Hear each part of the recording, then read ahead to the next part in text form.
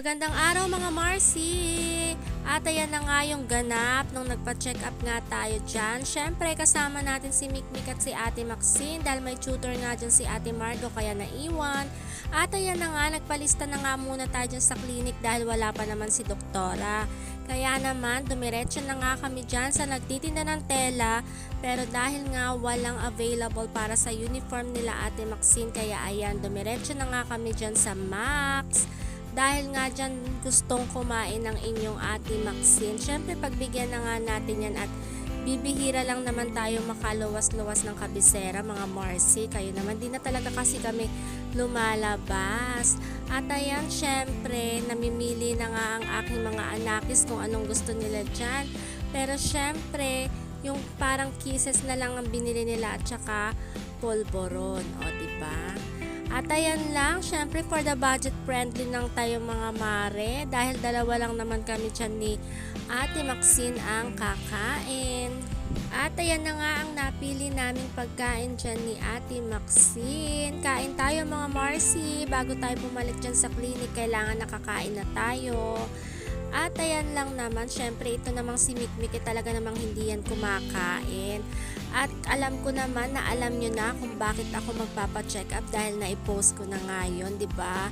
For the baby number 4 ang inyong lola, o di ba? At talaga naman sa 4 na pagbubuntis ko mga mare, ngayon lang talaga ako kumakain dahil dun sa 3 kong dalaga. Hindi talaga ako nagkakakain. Ewan ko ba kung bakit. Pero ngayon talagang as in wala talaga akong nararamdaman na kakaiba. Talagang ganun siguro kapag baby boy mga mare. Hindi maarte. Charot. Ewan ko lang. Syempre depende pa rin yun. At for the gulaman tayo dyan dahil favorite na favorite ko yan. Kahit naman hindi ako buntis mga Marcy. O diba for the lafang-lafang muna tayo. Sulitin natin ang mga panahong yan na hindi pa nagbabago ang aking panlasa. At ayan na nga, diba, enjoy na talaga ang aking Ate Maxine kumain dyan. For the chicken talaga yan. Ay nako, liliparin na talaga tayong mag-ina. At ayan na nga talaga ang leche plan na gustong gusto niya at nasarapan nga daw siya. O siya, kain na mga Marcy. Pagkatapos nga natin kumain dyan, ayan, back to clinic na nga tayo dyan mga Marcy. O diba, antay-antay lang tayo dahil talaga namang marami pa ang pila. Dahil nga pang 12 pa ang inyong lola dyan.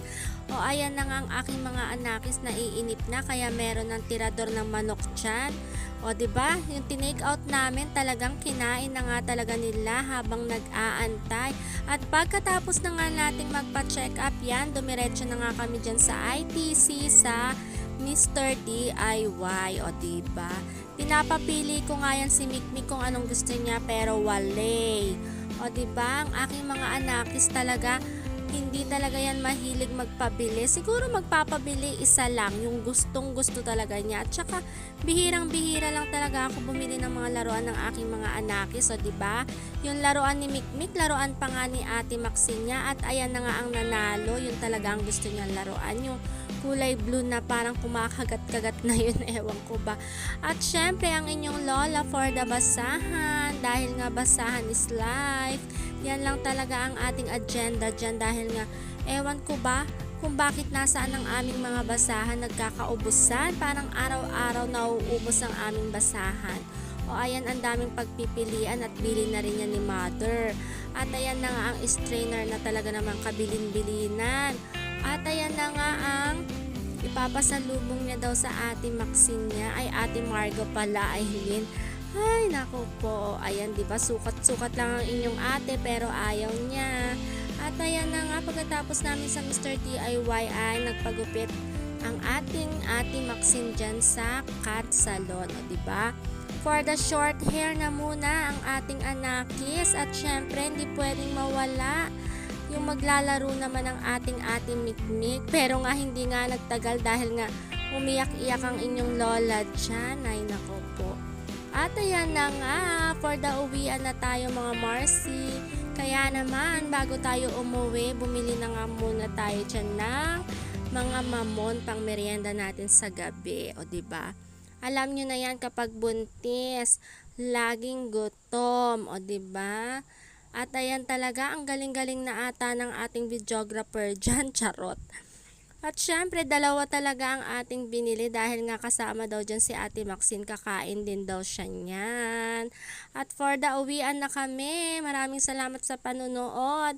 At ayan na nga, ang aking baby number 4. At syempre, sa wakas, lalaki na tayo dyan, Marcy. At ayan na nga for the vitamins at gatas na muna tayo dyan.